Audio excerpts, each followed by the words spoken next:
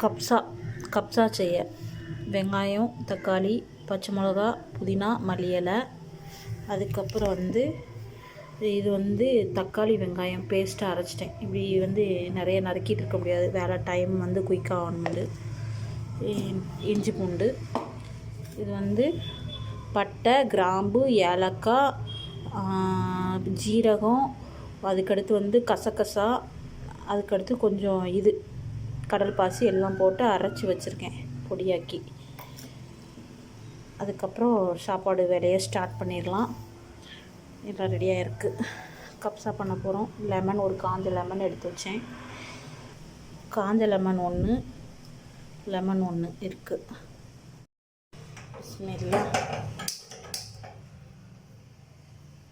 பிஸ்மில்லா ரஹ்மான் ரஹீம் வச்சாச்சு. குக்கரை தூக்கி இந்த குக்கரில் இது வரைக்கும் நான் சாப்பாடு ஆக்குனதில்லை. இன்றைக்கி தான் ஃபஸ்ட் டைம் பண்ண போகிறேன். எப்படி வருதோ தெரில, பார்ப்போம். பாத்திரத்தை வச்சாச்சு. நல்லா ஹீட் ஆகிட்டு தண்ணியெல்லாம் நல்லா ஹீட். நெய், தேங்காய் எண்ணெய் ஊற்றிடுவோமா கப்ஸாவுக்கு. கோகோனட் ஆயில், கீ ரெண்டே ஊற்றிருக்கேன். இப்போது எல்லா பொருட்களையும் போடுவோம். முதல்ல எப்போவும் பட்டை, கிராம்பு எல்லாம் தான் போடுவேன். நான் இப்போ பொடியாக திரித்து வச்சுருக்கிறதுனால முதல்ல பச்சை மிளகா போடுறேன். அதுக்கடுத்து தக்காளி, பல்லாரி கொஞ்சம் வதங்குறதுக்காண்டி போட்டிருக்கேன்.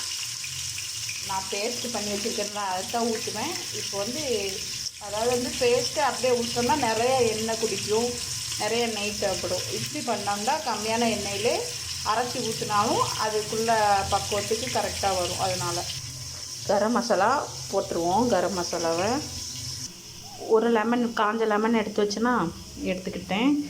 அரைச்சி வச்ச பேஸ்ட் இருக்கா, வெங்காயம், தக்காளி எல்லாத்தையும் இப்போ ஊற்றிடலாம். வாங்க, லெமனை போட்டாச்சு, பேஸ்ட்டை ஊற்றிடலாம்.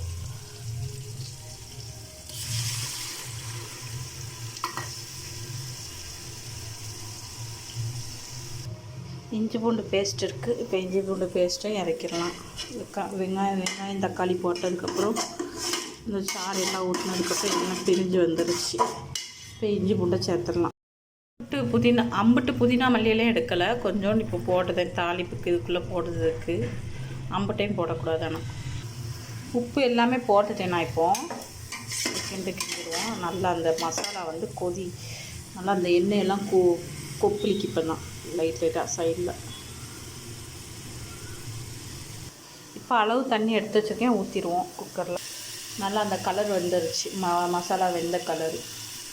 இந்த மாதிரி ஆக விடக்கூடாது. அதுக்குள்ளே அளவு தண்ணி எடுத்து வச்சுருக்கத ஊற்றிடலாம்.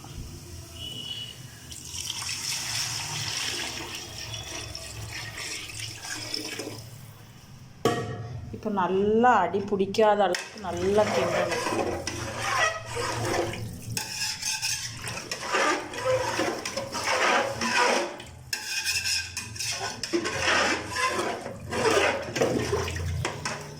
நல்லா கிண்டியாச்சு. நல்லா கிண்டிட்டு அரிசி போட்டுடலாம். கொதி வந்ததுக்கப்புறம் அந்த நல்லா கொதிக்கட்டும்.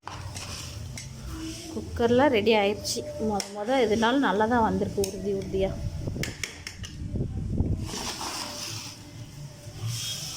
நல்லா வந்திருக்கு, பரவாயில்ல.